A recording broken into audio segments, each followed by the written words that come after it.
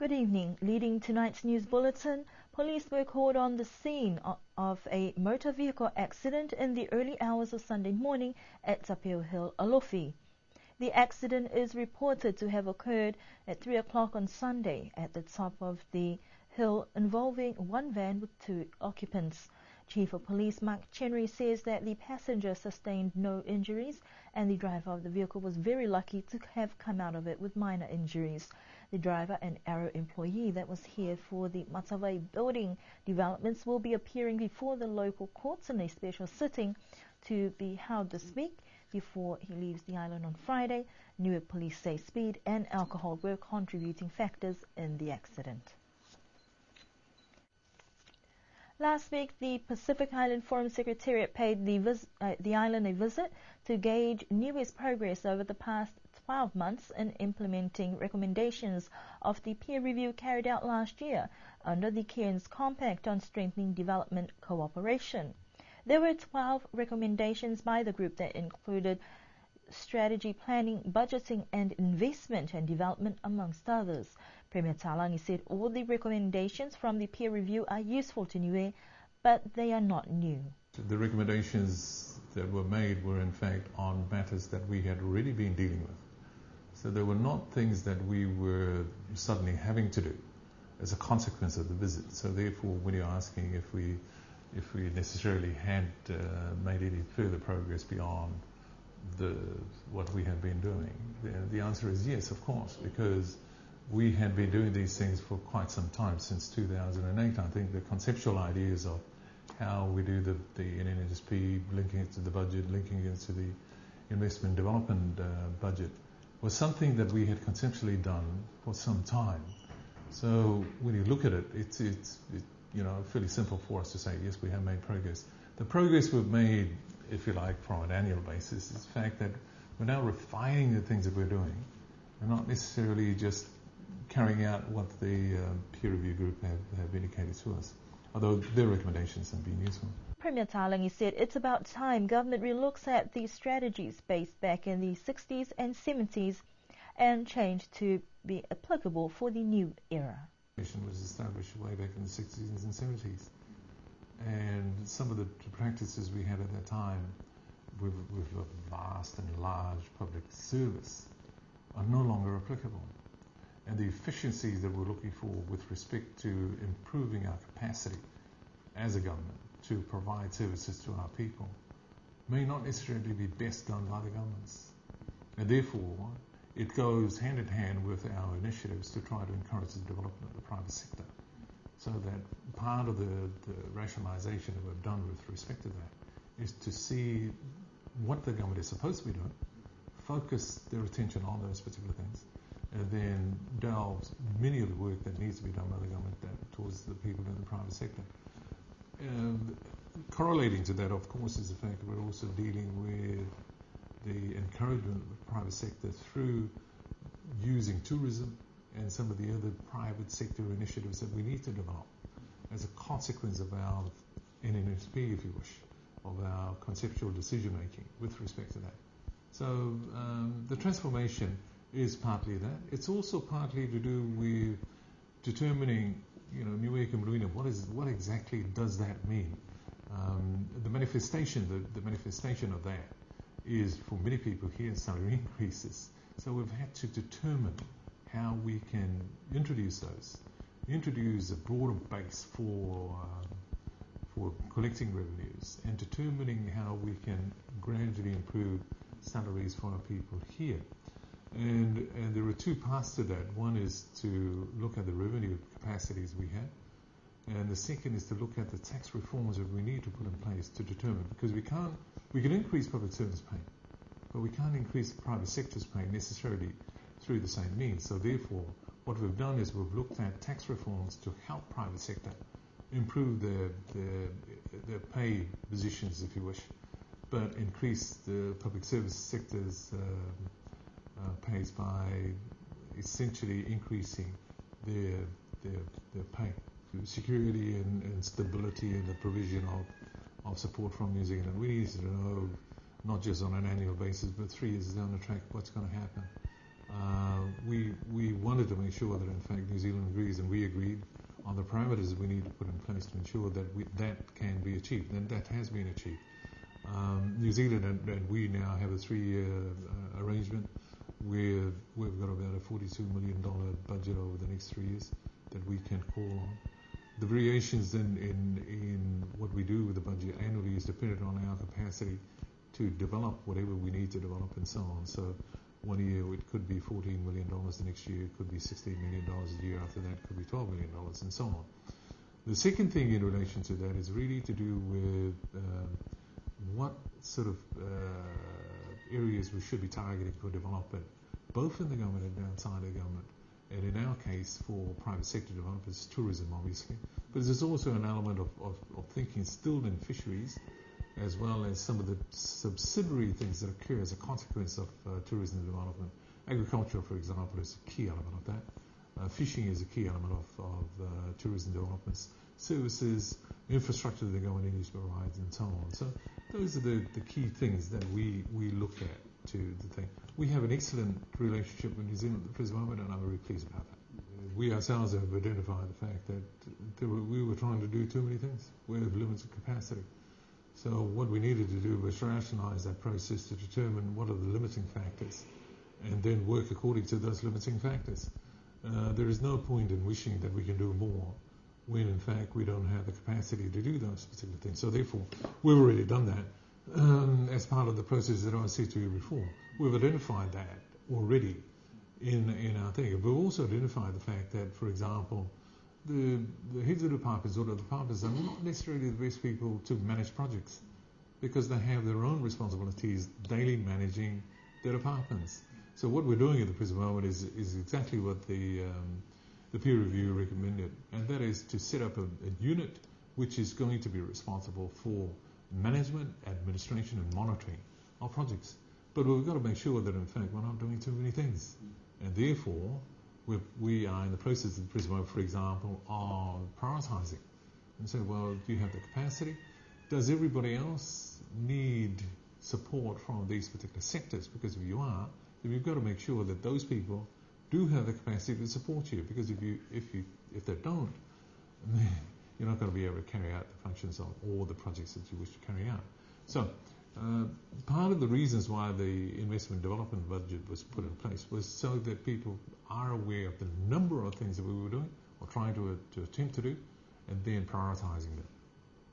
Now, what would you say are some of the major constraints in the implementation of the peer review recommendations, and how have you been able to address them?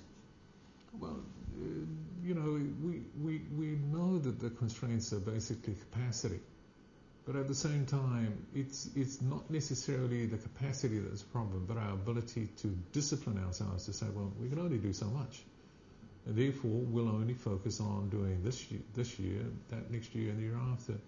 There's a difficulty sometimes with governments because they've got a 3-year time frame, and sometimes they try to do everything in the first year, and then everything in the second year, and everything in the third year, and then you go back into elections and you're never quite certain whether you're going to be thinking. Our thinking at the present moment is that we can't do everything in the first year, therefore we're spreading everything out over a 3-5 year period. And if we're not able to achieve all of those things in the first 3 years, then fine. We'll allow the developer of some of these things over the next 5 years or 10 years and so on. But you cannot have short-term plans, rush everything, don't have the capacity, do it badly, and then end up after 3 years and say, well, what have we achieved? Very little. We've had to spend the last 3 years tidying up many of the projects that have been not completed. This is not just government projects, but also community projects. And we're saying to them, well, all the villages want halls, all the villages want church developments and so on. And we're saying to them, sure, we'll do that, but we'll do it this way. This year we'll help so-and-so and so-and-so. Next year we'll help so-and-so and so-and-so. And the same with government projects. So those are the things that we're trying to do at the present moment. When it comes to capacity, you have to know your limitations and work within those limitations to ensure that in fact you achieve even incremental objectives that you set for yourselves and for your country. Secretary of Government Richard Hipper said in his response to the peer review, the reason for the positive progress made is the stability of the government and the commitment by the political leadership in the country. Niue is also calling on other Pacific nations to welcome the peer review initiative. The Pacific Islands Forum leaders endorsed the Forum Compact in 2009 in Cairns, Australia. The Niue Statistics Office is in training this week to strengthen and improve statistics processes in supplying data for government and public use. The training for the compilation of the merchandise trade statistics is important to strengthen robust estimates to be included in the gross domestic product calculations. Nilima Lal, an economic statistician specializing in trade statistics from the Secretariat of the Pacific Community, is conducting the training with the statistics unit, and there have been areas identified that need improvement. I think you need to supplement resources, of course. At least one more person or two more people would help. Right now there's only one person, sort of doing most of the work, and he's like compiling the GDP, the balance of payments, the trade, and he's got just one assistant, so yeah, the work becomes quite a bit for him, yeah. Within the scope of what is available, the statistics are good, but needs improvement, yes, needs refinement.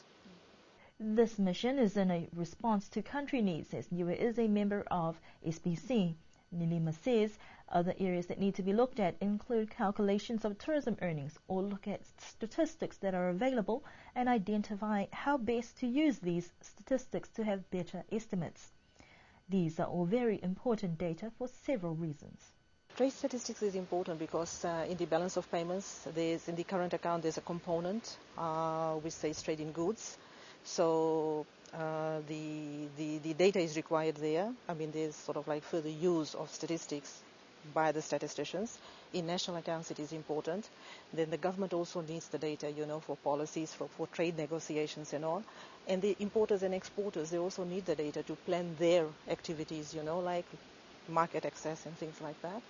So it is the users, there are many users of the data, and the students, the researchers, they also need the data, yeah. Actually, for trade statistics, customs in countries is a major source for the data.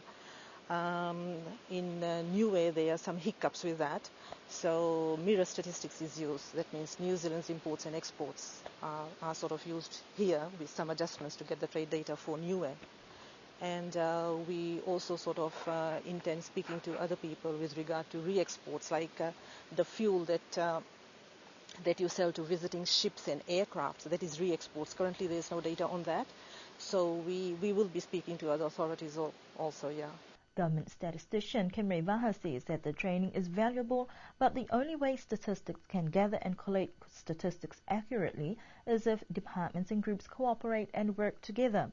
The mission is quite timely, as it will also better place Statistics Niue to participate in an upcoming regional training workshop on trade statistics that will be held in Nomea in August this year.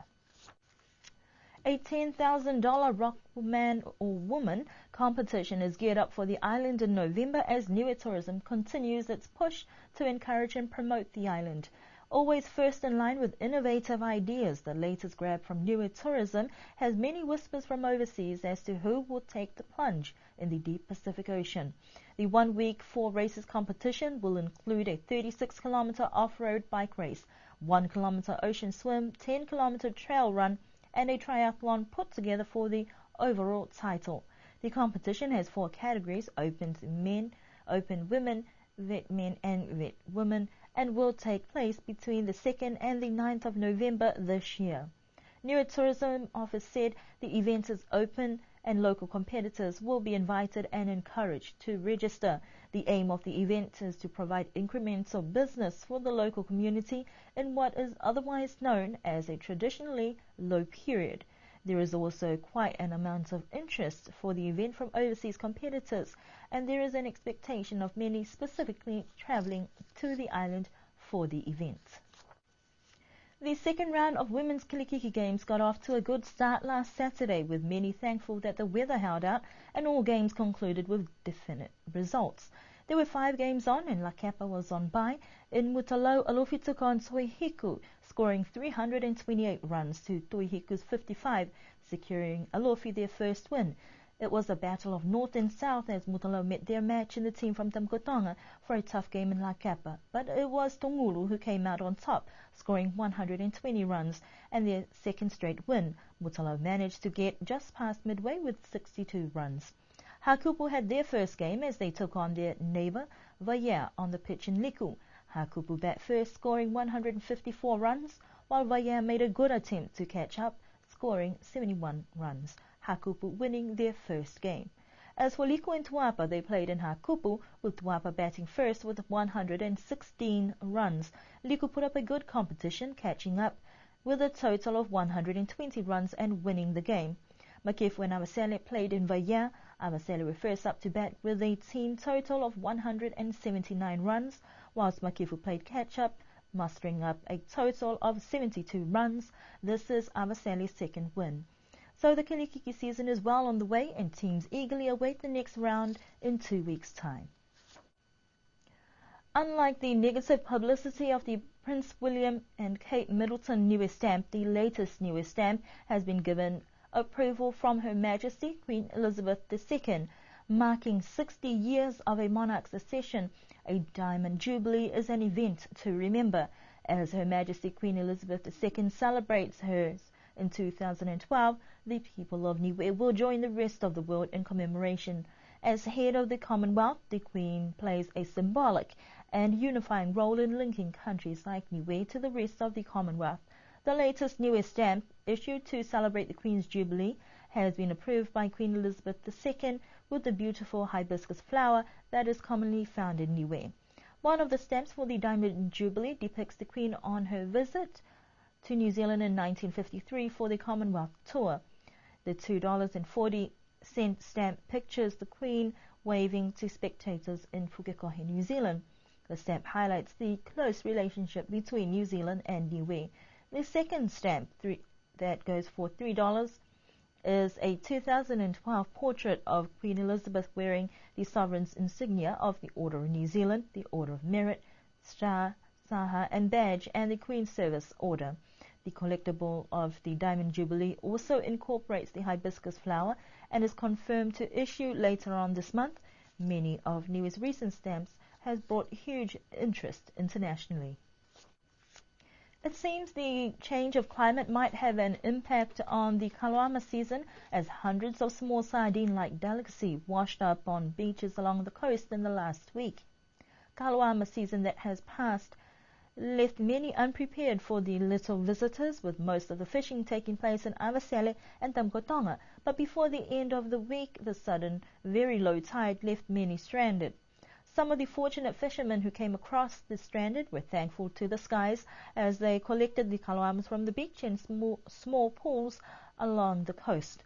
Many lucky stories had people asking why the season is late and why many were stranded on sandy coves.